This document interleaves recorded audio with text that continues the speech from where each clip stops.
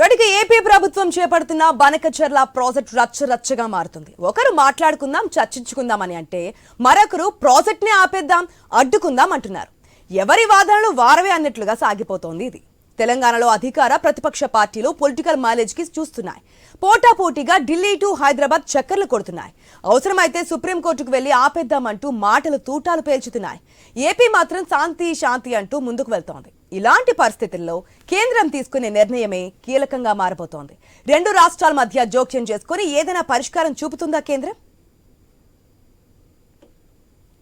బనకచెర్ల రాష్ట్రానికి రాయలసీమకు game changer గా అవుతుంది. అటు తెలంగాణ వాడుకోవాలంటే వాళ్ళు కూడా వాడుకోవచ్చు, ఆంధ్రప్రదేశ్ మనం వాడుకుంటాం, ఎవ్వరికి ఇబ్బంది లేదు. ఈ రెండు రాష్ట్రాలు తెలుగు రాష్ట్రాలు బాగుపడాలంటే గోదావరి నీళ్లు వాడుకునే అవకాశం ఇద్దరికీ ఉంది, ఇద్దరు వాడుకునే అవకాశం ఉంది. 100 సంవత్సరాల చరిత్ర చూస్తే 3000 టీఎంసీ నీళ్లు సముద్రంలోకి పోతున్నాయి. రెండు రాష్ట్ర ప్రభుత్వాలు వాడుకున్న ఒక 200 టీఎంసీ ఇక్కడ వాడినా, అక్కడ ఒక 200 టీఎంసీ వాడినా దానికంటే ఎక్కువ వాడుకునే అవకాశాలు లేవు. ఇవాళ గోదావరి బంకంచెర్ల రేవంత్ రెడ్డి వచ్చి మొదలుపెట్టి చంద్రబాబు నాయుడుకు నీళ్లు ఇస్తున్నాడని దుర్మార్గమైన మాటలు మాట్లాడుతున్నాడు. నిజంగా నీకు ధైర్యం ఉంటే, నీలో నీతి నిజాయితీ ఉంటే, చిత్తశుద్ధి ఉంటే గోదావరి బంకంచెర్ల గోదావరి నది జలాల మీద శాసనసభలో చర్చ పెడదాం.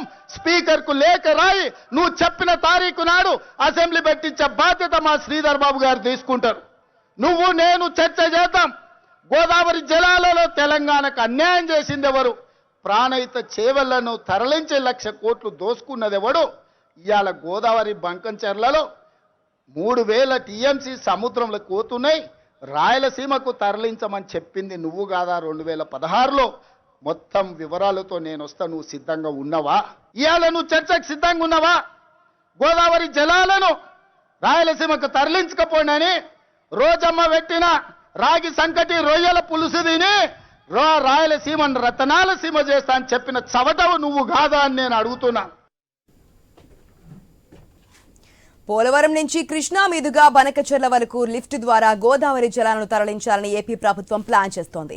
ఇదే ఇష్యూపై తెలంగాణ మొదటి నుంచి అభ్యంతరం వ్యక్తం చేస్తోంది. ఏపీ మాత్రం సముద్రంలో వృధాగా పోతున్న నీళ్లను రెండు రాష్ట్రాలు సమానంగా వాడుకుందాం, సమస్యను చర్చించి పరిష్కరించుకుందామని చెబుతోంది. మంగళవారం కేబినెట్ భేటీలో కూడా చంద్రబాబు పోలవరం బనకచెర్ల లింక్ ప్రాజెక్ట్ ఎవరికీ నష్టం లేదని, ఎలాంటి ఆందోళన పడాల్సిన అవసరం లేదంటూ సహచర మంత్రులకు చెప్పారు. రెండు రాష్ట్రాల మధ్య సున్నితమైన అంశం కావడంతో అసామరస్యంగా పరిష్కరించుకోవాలంటూ అభిప్రాయపడ్డారు. ముందు కూడా తెలంగాణతో ఘర్షణాత్మక వైఖరి కాకుండా చర్చల ద్వారా ముందుకు వెళ్లాలని చెప్పారు. సముద్రంతో కలిసే జలాలనే వాడుకుంటున్నామని, ఏదైనా ఉంటే చర్చల ద్వారా పరిష్కరించుకోవాలని అభ్యర్థిస్తోంది ఏపీ. ఇక ఢిల్లీకి వెళ్లి కూడా ఏపీ కేంద్రం దగ్గర అదే చెప్పింది. ప్రతిపక్ష పార్టీ వైసీపీ మాత్రం సైలెంట్ గా ఉంటుంది. ఇప్పటి వరకు ఎస్ఆర్ నో చెప్పలేదు.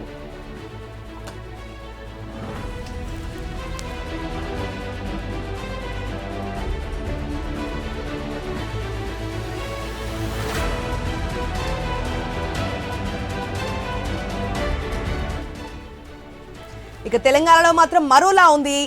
ఏపీకి టోటల్ రివర్స్ గా నడుస్తోంది. అక్కడ బనకచెర్ల ప్రాజెక్ట్ అక్రమం అంటూ కామెంట్ చేస్తోంది తెలంగాణ. ఒకే పంథం మీద ఉన్న అధికార ప్రతిపక్ష రెండు పార్టీలు పోటాపోటీగా వాదనలు వినిపిస్తున్నాయి. బనకచెర్ల లింక్ ప్రాజెక్ట్ ను సీఎం రేవంత్ రెడ్డి చంద్రబాబుకు గిఫ్ట్ గా ఇస్తున్నారని మాజీ మంత్రి హరీష్ రావు ఆరోపించారు. ఏపీకి అనుకూలంగానే మాట్లాడుతున్నారంటూ కౌంటర్ ఇస్తున్నారు. గత కాంగ్రెస్ ప్రభుత్వంలోనే పోతిరెడ్డిపాడుతో కృష్ణా నీళ్లను రాయలసీమకు తరలించారని, ఇప్పుడు అధికారంలో ఉన్నది కూడా కాంగ్రెస్ అని మండిపడ్డారు హరీష్ రావు. బనకచెర్ల పేరుతో గోదావరి నీళ్లకు ముప్పు తెస్తున్నారని ఆరోపించారు. కాంగ్రెస్ పార్టీ అంటేనే నీళ్ల దోపిడీ పార్టీగా మారిందంటూ సెటార్లు వేస్తున్నారు.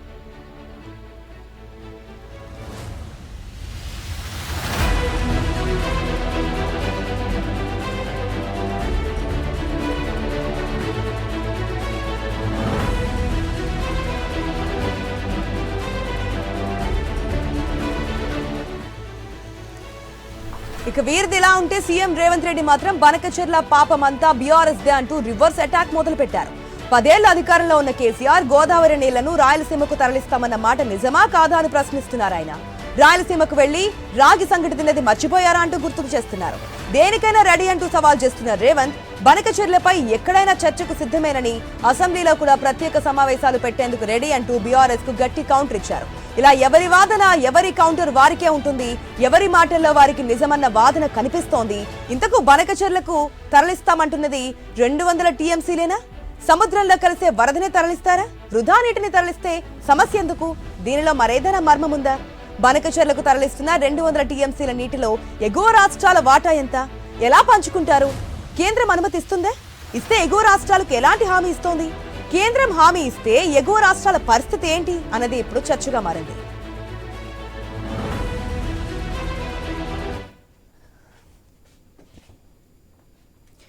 బనకచెర్లకు సంబంధించి 2 రాష్ట్రాలది 2 విధానాలు కనిపిస్తున్నాయి. ఏపీ విషయానికి వస్తే ఎక్కడ ఎవరికి నష్టం జరగడం లేదు అని చెప్తున్నటువంటి మాట లేదు.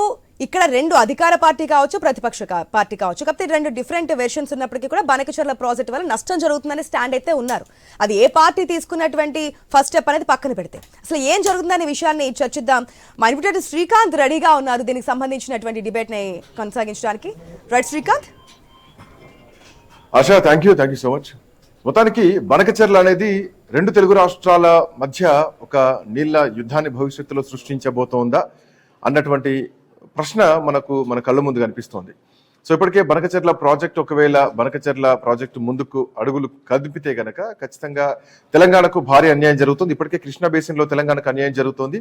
తో పాటు గోదావరి నదీ జలాలని తరలిస్తే గనక, పైనుండి తరలిస్తే ఖచ్చితంగా ఇది తెలంగాణకు ఒక భారీ నీటి అన్యాయం జరుగుతోంది అన్నది ప్రధానమైనటువంటి అంశం. ఇక్కడ రాష్ట్ర వ్యాప్తంగా తెలంగాణ మొత్తం కూడా నిర్ణయిస్తున్నటువంటి అంశం.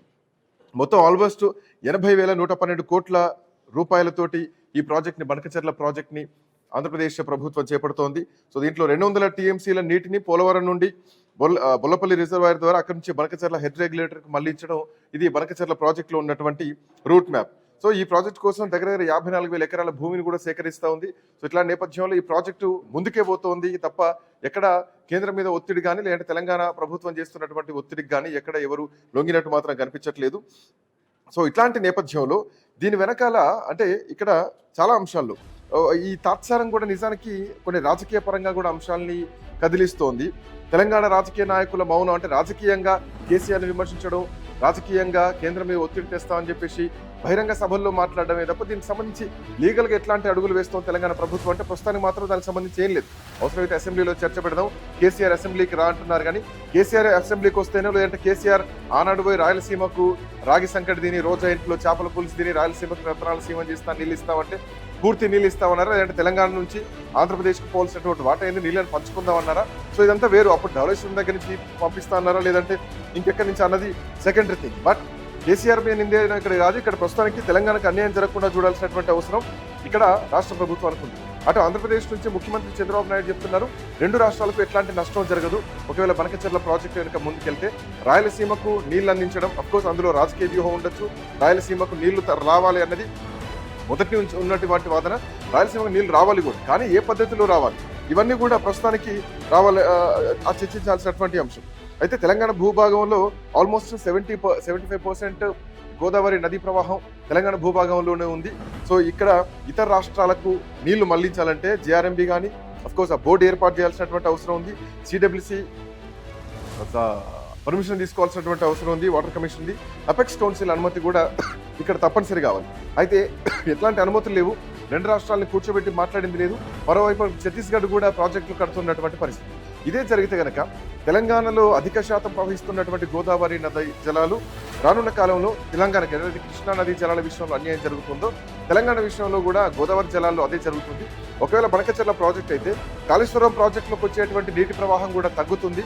సో అటు ఆదిలాబాద్ కానీ, శ్రీరామ్ సాగర్ కానీ ఈ కాళేశ్వరం ప్రాజెక్టులకు మొత్తం కూడా ఎఫెక్ట్ అవుతుంది. గోదావరి నది జలాలపైన, గోదావరి నది ఆధారిత ప్రాంతాలైనటువంటి ఉత్తర తెలంగాణ జిల్లాలు ఏవైతే ఉన్నాయో మంచిర్యాల, భూపాలపల్లి, ములుగు, జగిత్యాల్, వరంగల్ జిల్లా లాంటి ప్రాంతాలకు భారీగా నీటి కష్టాలు ఎదురయ్యేటువంటి అవకాశం ఉంది అన్నది ఇక్కడ పాయింట్. అయితే సిడబ్ల్యూసి సమావేశం ఖచ్చితంగా జరగాలి.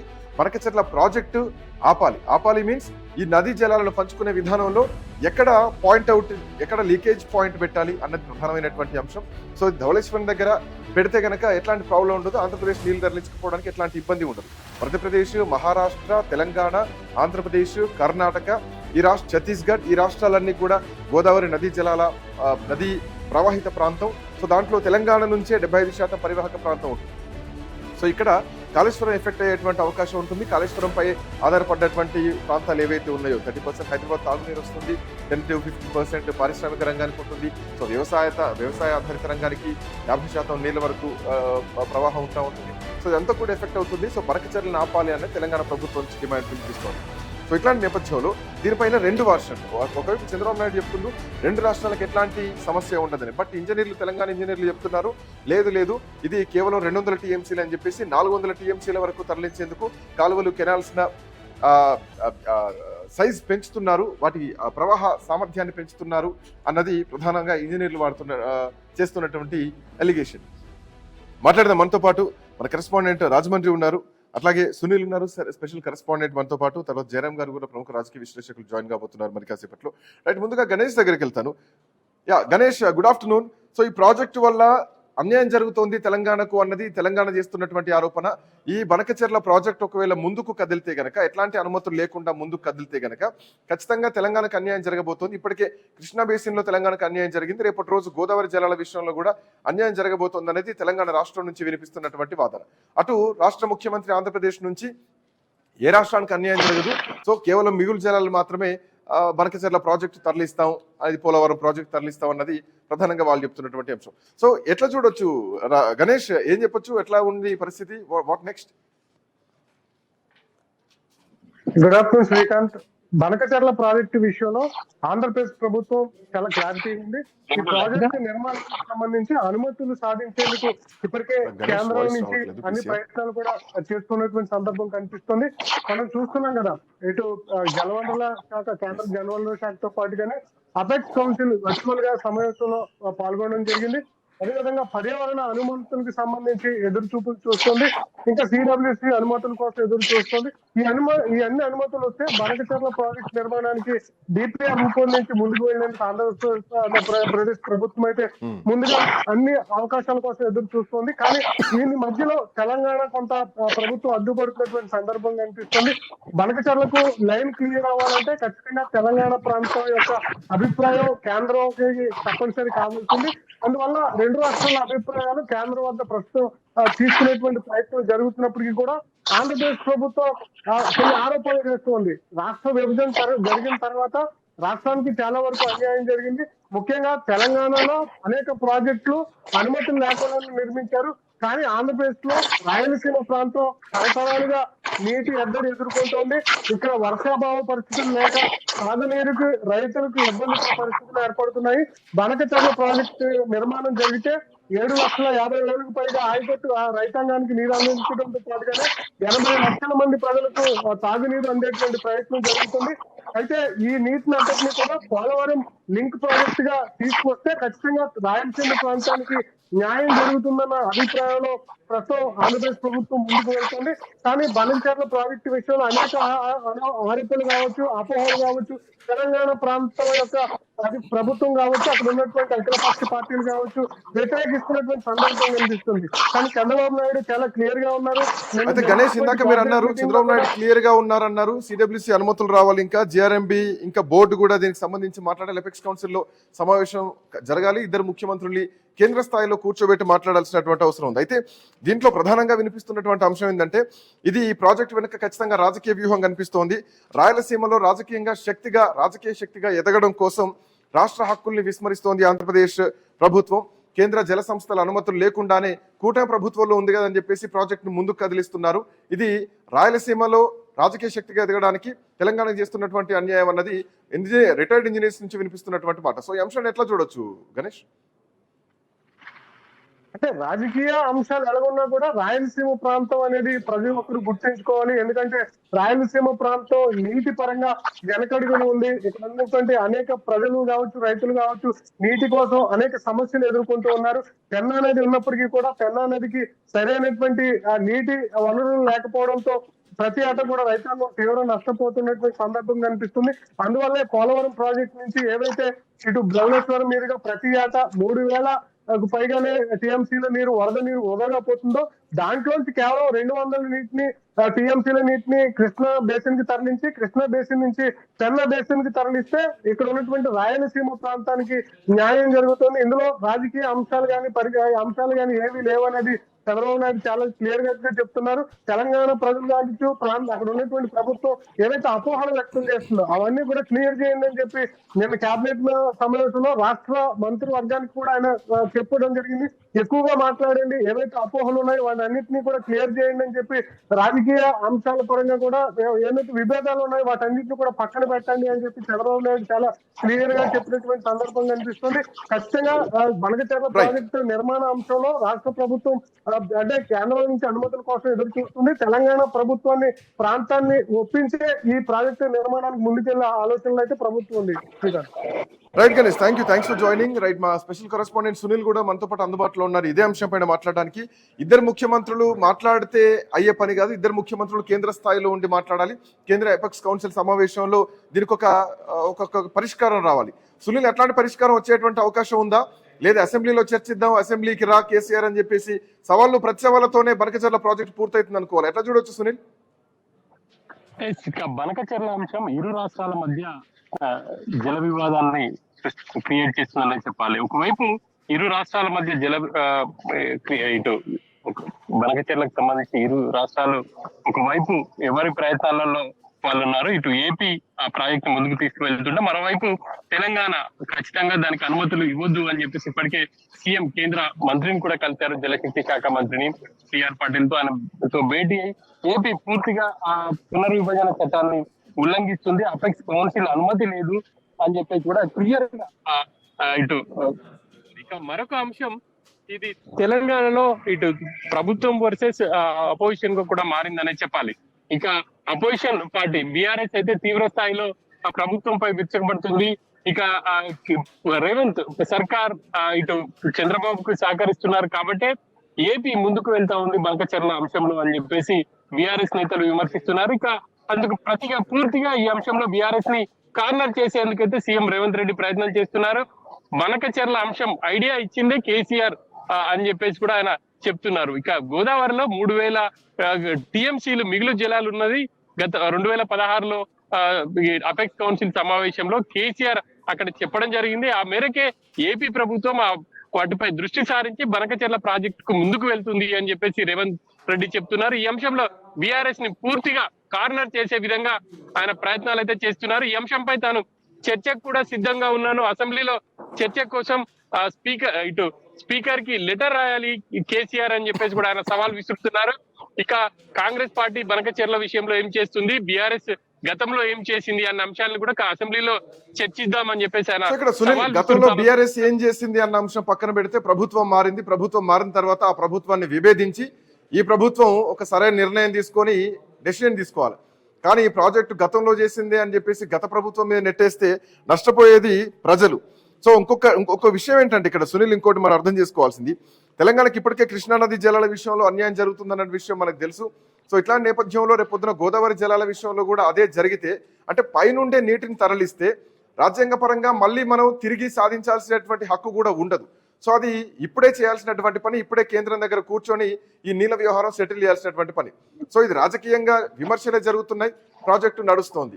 సో భవిష్యత్తులో మళ్ళీ నీళ్ళ కోసం, ఆఖరికి బావిలో నీళ్ళ కోసం కూడా వెతుక్కునేటువంటి పరిస్థితుల్లోకి వెళ్ళబోతుందా తెలంగాణ, ఎట్లా చూడొచ్చు సునీల్? ఇక గోదావరి రివర్ బెడ్ సంబంధించి అంటే గోదావరి నదీ జలాల్లో ఇప్పటికే తెలంగాణకు 960 టీఎంసీలకు పైగా ట్రిబ్యునల్ కేటాయించింది. ఆ నీటిని వాడుకోవాల్సి ఉంది, కానీ ఇప్పటికీ కూడా ఆ స్థాయిలో ప్రాజెక్టుల రూపకల్పన అనేది జరగలేదు. ఇక ఏపీ మాత్రం గోదావరిలో మిగులు జలాలని వాడుకుంటామని చెప్పేసి ఏపీ చెప్తుంది. అందులో భాగంగానే ఇటు పోలవరం బనకచెర్ల ప్రాజెక్టు కూడా అక్కడ ఏపీ ప్రభుత్వం ప్లాన్ చేసింది. ఒకవైపు గోదావరి నీటిని ఇటు పెన్నా బేసిన్ కి తరలిస్తున్నారు, టువర్డ్స్ కృష్ణా నది ఇటు కృష్ణా బ్యారేజ్ కి తరలించి అక్కడి నుంచి నాగార్జున సాగర్ మీదుగా బొల్లాపల్లి రిజర్వాయర్ నుంచి ఇటు బనకచెర్లకు తరలించే విధంగా ప్లాన్ చేసింది. సో ఇక్కడ కూడా ఏపీ చేస్తున్నటువంటి ఈ ప్రయత్నంలో తెలంగాణకు తీవ్రమైన అన్యాయం జరుగుతుంది. కృష్ణా నదిలో అక్కడ ఉన్నటువంటి నికర జలాలలో కూడా తమకు అన్యాయం జరుగుతుంది అని చెప్పేసి తెలంగాణ వాదిస్తుంది. ఈ అంశానికి సంబంధించి అయితే ఇప్పటికే తాము క్లారిటీగా ఉన్నాం. తెలంగాణలో నీటి వాటాలో చుక్క ఇటు తెలంగాణకు అన్యాయం జరిగిన ఊరుకునేది లేదు, ఎంతవరకైనా పోరాడతామని చెప్పేసి ప్రభుత్వం అయితే చెప్తుంది. మరి ఈ అంశం ఎక్కడి వరకు వెళ్తుంది అనేది Right. చూడాలి. కేంద్రం అపెక్స్ కౌన్సిల్ సమావేశం ఏర్పాటు చేసి ఇరు రాష్ట్రాలతో మాట్లాడి ఇరు రాష్ట్రాల అంగీకారం వరకు ముందుకు వెళ్తుందా, లేకపోతే మరి ఏపీ ఎలా అంటే తనకు కేంద్రంలో ఉన్నటువంటి పరపతి కారణంగా ముందుకు వెళ్తుందా అనేది చూడాలి. Srikanth, thank you Sunil, thanks for joining. Jayaram గారు కూడా మనతో పాటు అందుబాటులో ఉన్నారు, ప్రముఖ రాజకీయ విశ్లేషకులు. జయరాం గారు, మరొక ఉద్యమం తప్పదా? సో ఇది రాజకీయ పరంగానే జరుగుతున్నటువంటి చర్చలు చూస్తున్నాం. బీఆర్ఎస్ పార్టీ విమర్శిస్తోంది, అధికార కాంగ్రెస్ పార్టీ బీఆర్ఎస్ ను విమర్శిస్తోంది. అసలు ఏం చేయాలి, ఏం జరగబోతోంది? సో కృష్ణానదీ జలాల విషయంలో తెలంగాణకు అన్యాయం జరిగిందని చెప్పేసి ఇప్పటికీ ఒక వాదన బలంగా ఉంది. అండ్ గోదావరి నదీ జలాల విషయంలో రేపొద్దున కాళేశ్వరం ప్రాజెక్టు కూడా నీళ్ళు వచ్చేటువంటి అవకాశాలు ఉన్నాయి, బనకచెర్ల ప్రాజెక్టు ఓకే అయితే గనక. సో తీసుకుపోవడం తప్పు కాదు, రాయలసీమకు నీళ్లు ఖచ్చితంగా రావాల్సిందే. యాజ్ ఏ హ్యూమన్ బీయింగ్ ప్రతి ఒక్కరు కూడా సపోర్ట్ చేయాల్సిందే. కానీ పైనుంచి తీసుకుపోవడం కాదు, మిగులు జలాలను కింది నుంచి తరలించాలి. ఇది పైనుంచే ఎఫెక్ట్ వస్తే గనక ఖచ్చితంగా తెలంగాణకు రానున్న కాలంలో ఎఫెక్ట్ అయ్యేటువంటి అవకాశం ఉంటుంది అన్నది ప్రధానంగా ఉన్నటువంటి వాదన. జరం గారు ఎట్లా చూడొచ్చు? శ్రీకాంత్ ప్రేక్షకులకు నమస్కారాలు. Yes. ఇక్కడ మనం గమనించాల్సింది ఏంటంటే నీళ్లు నిధులు నియామకాల మీదనే ఆ పోరాటాల మీదనే మనకు తెలంగాణ సిద్ధించిందనే విషయం ప్రతి ఒక్కరికి తెలిసిందే. ఇది ఆంధ్ర ప్రజలకు తెలియంది కాదు, తెలంగాణ ప్రజలు కొట్లాడి తెలంగాణ.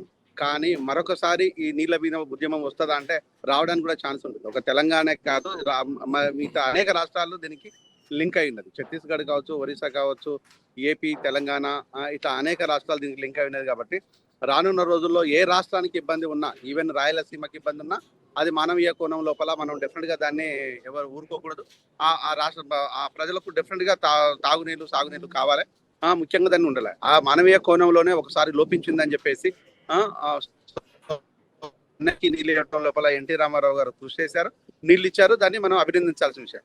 ఇలా నీళ్ళు ఇవ్వడం లోపల మనం తప్పు పట్టడం ఉంటుంది. కానీ ఏ విధంగా ఇవ్వాలి, ఏ విధంగా ఇవ్వకూడదు అనేది మనకు ఒకటి దీనిపైన ఒక చట్టం ఉంది. ఆ చట్టాన్ని అనుసరించి దానిపైన నిర్ణయాలు తీసుకుంటే బాగుంటుంది. ముఖ్యమంత్రులు చేయాల్సిన చట్టం కాదు అది. చేయాల్సింది డెఫినెట్ గా జనవరుల శాఖ దాని చైర్పర్సన్ గా ఉంటాడు. కాబట్టి జనవరుల శాఖ నేతృత్వంలో జరగాల్సిన ఈ నీళ్ల పంపిణీ జరగాలి. అది జరగకుండా ఊరికే గత ముఖ్యమంత్రి చేశారు, ఈ ముఖ్యమంత్రి చూస్తున్నారు, లేకపోతే ఈ ముఖ్యమంత్రి చేశారు, గత ముఖ్యమంత్రి దీనిపైన ఆరోపణలు చేస్తారు అనేది కాదు. ఇది ఓన్లీ ఇలాంటి అంటూ జరిగితే మాత్రం ఓన్లీ రాజకీయ ఆరోపణలు, రాజకీయ మనుగడ కోసం ఇరు పార్టీలు లేకపోతే గత ప్రభుత్వం ఈ ప్రభుత్వం చేస్తున్నది అన్నట్టుగా ప్రజలు దాన్ని నమ్ముతారు, దాన్ని క్షమించరు కూడా. సో ఏపీ తెలంగాణ ప్రజలు ఎవరికైనా కూడా ఇబ్బంది జరగకూడదు. సేమ్ టైం వచ్చేసి ఈ నీళ్ల పంపిణీ విషయంలో, నీళ్ల వాటాల విషయం లోపల దీనిపైన క్లియర్ కట్ గా ఇవ్వాలి. బచావత్ కమిటీ ఏదైతే ఉందో దాన్ని అనుసరించేసి దానికి నీళ్ల పంపిణీ ద్వారా వచ్చే విధానాన్ని మనకు చేసుకోవాలనేది, నీళ్ల పంపిణీని పూర్తి స్థాయి లోపల రాజ్యాంగబద్ధంగా చట్టపరంగా దీన్ని నిర్ణయం జరగాలనేది ఎవరైనా కోరుకుంటాం. Right, thank you so much Jayaram గారు, థ్యాంక్స్ ఫర్ జాయినింగ్. మొత్తానికి ఈ ప్రాజెక్టు వల్ల తెలంగాణకు అన్యాయం జరగబోతోంది, తెలంగాణకు రానున్న కాలంలో నీటి కష్టాలు ఎదురుగాబోతున్నాయి. బనకచెర్ల ప్రాజెక్ట్ ఒకవేళ కడితే అన్నది తెలంగాణ రాష్ట్రం నుంచి వినిపిస్తున్నటువంటి మాట. రెండు తెలుగు రాష్ట్రాలకు అన్యాయం జరగదు అని ఆంధ్రప్రదేశ్ రాష్ట్ర ముఖ్యమంత్రి చంద్రబాబు నాయుడు చెప్తున్నటువంటి మాట. కేవలం వరద జలాలను మాత్రమే 3000 టీఎంసీలు వృధాగా పోతున్నాయి సముద్రంలోకి. సో వాటిని ఒడిసి పట్టుకునేందుకు 200 టీఎంసీల కోసం బనకచెర్ల ప్రాజెక్టును కడుతున్నామని ఆంధ్రప్రదేశ్ ప్రభుత్వం చెప్తుంటే 200 కాదు, దరిదాపు 400 టీఎంసీల వరకు తరలించేటువంటి కాలువల సామర్థ్యాన్ని పెంచుతున్నారు అన్నది ఆంధ్రప్రదేశ్ తెలంగాణ రాష్ట్రంలో వినిపిస్తున్నటువంటి మాట. అయితే ప్రస్తుతానికి రాజకీయ విమర్శలే ఉంటాయి, దీనిపైన టెక్నికల్ గా ఉంటుందా? కేంద్రం ఎట్లాంటి చొరవ తీసుకొని రెండు రాష్ట్రాల మధ్య ఉన్నటువంటి ఈ నీళ్ల పంచాయతీని తెంపుతుంది అన్నది చూడాలి. భవిష్యత్తులో రెండు రాష్ట్రాలు రెండు కళ్ళలాగా చూడాల్సినటువంటి కేంద్రం ఎట్లాంటి నిర్ణయం తీసుకోబోతోంది అన్నది చూడాల్సినటువంటి అవసరం. ఒకవేళ ప్రాజెక్టు కట్టి నీళ్లు తరలిస్తే కనుక అవి మళ్ళీ తిరిగి తీసుకోవడం రాజ్యాంగ విరుద్ధం అవుతుంది తప్ప వేరే ఏం కాదు. సో అట్లాంటి విషయంలో ముందు జాగ్రత్త తీసుకోవడం ఖచ్చితంగా అవసరం. సో ఏం చర్యలు తీసుకోబోతోంది, కేంద్రం ఎట్లాంటి నిర్ణయాలు తీసుకోబోతుంది అనేది చూడాలి. That's all for now. Next updates continue అయితే కీప్ వాచింగ్.